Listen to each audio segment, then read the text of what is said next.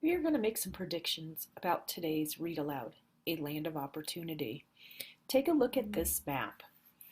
This area in here is known as the Midwest. Take a look at this map. This map of Northern Europe includes Germany, Norway, Sweden, and Denmark's over here. Today's Read Aloud is about two immigrants from Northern Europe who moved to the countryside in the Midwest.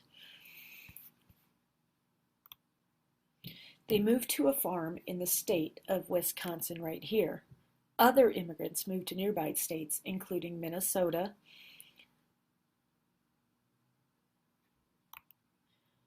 I want you to predict how living in the countryside as an immigrant might be different from living in the city. Listen carefully to find out whether or not your predictions are correct. Lars and Karen Anderson looked out over the field.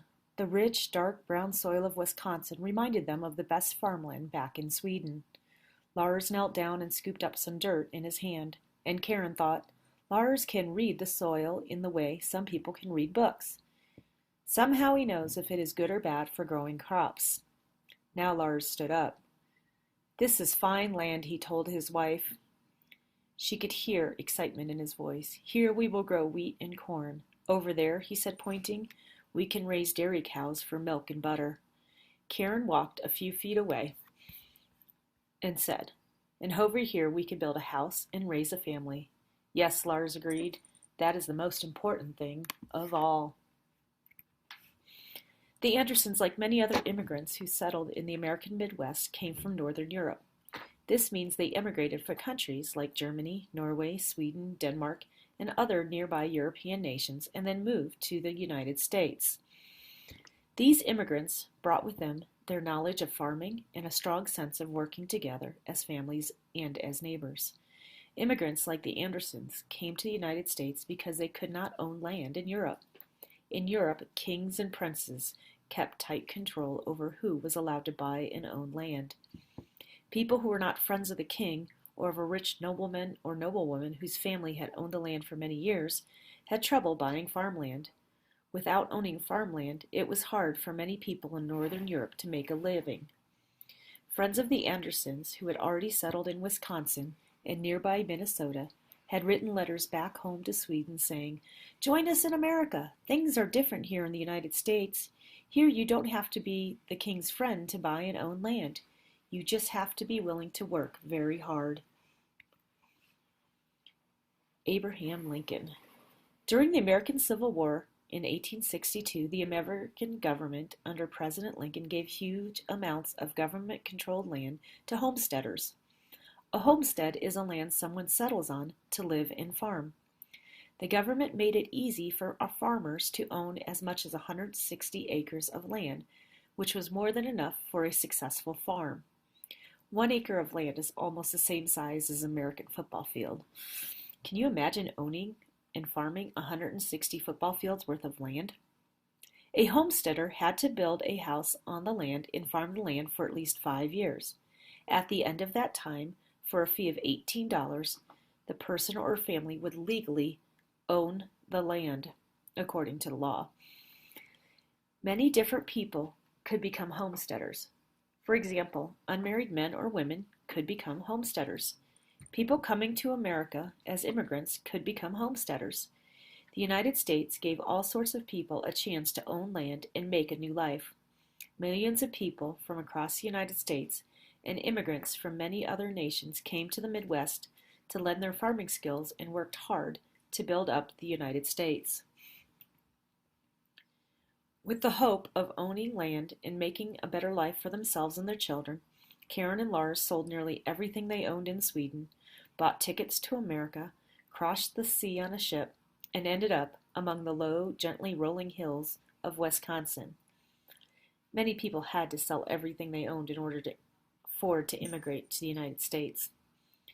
Now that they had made it to Wisconsin, they had to decide what to do with their land.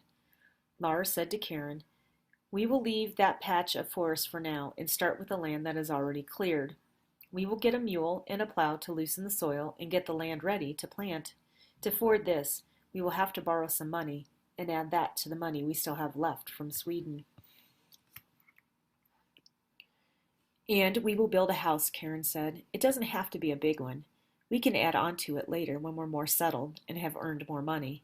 And that is what they did. All across the Midwest of the United States, other immigrant farmers were doing the same things, working hard and starting a new life. Working long, hard hours, immigrants and other homesteaders turned the American Midwest into some of the finest farmland on earth, pitching in to help one another through hard times and sharing the joy of one another's successes in this new land. With the help of their neighbors, the Andersons built a house partly shaded by trees they had decided to leave standing. They built a barn and painted it red. They grew wheat and corn to sell and paid back the money they owed. They watched over every dollar they earned and every penny they spent. In time, both the little house and their family grew bigger. Now they had a boy, Stefan, and two girls, Ingrid and Margareta. One day, 5 years after they arrived in the United States and claimed their land, the Andersons were ready to pay their $18 so their land, along with their house, barn, and farmland, would be theirs, officially approved by those in charge. That morning, the whole family took turns bathing in a large metal tub in the kitchen, into which they poured warm water heated on the stove. Because it was such a special day, they dressed in their best clothes, which they usually save for church. Karen even dressed up little Margareta in her best outfit. Then Lars said, "It is time. Everyone get in the wagon." With a cry of "Get up!" to the two mules he had hitched to the front of the wagon, Lars shook the reins and they started down the 5 miles of dirt road toward town.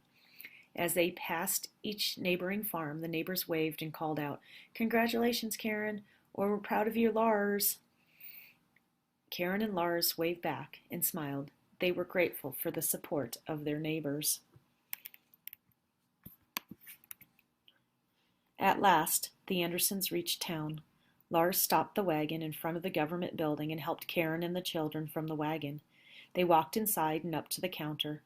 Proudly, Lars told the clerk, "Good morning, Mr. Elgard. We have come to claim our land." Less than 5 minutes later, Mr. Elgard smiled and held out his hand to shake. "Congratulations, Lars," he said. "Congratulations, Karen." Then he turned to the two oldest children, Stefan and Ingrid, and said, "And congratulations to you too. Thanks to your mother and father, one day you will own the land too." And Lars and Karen Anderson, farmers and now official landowners, proudly walked out the door and took their family home.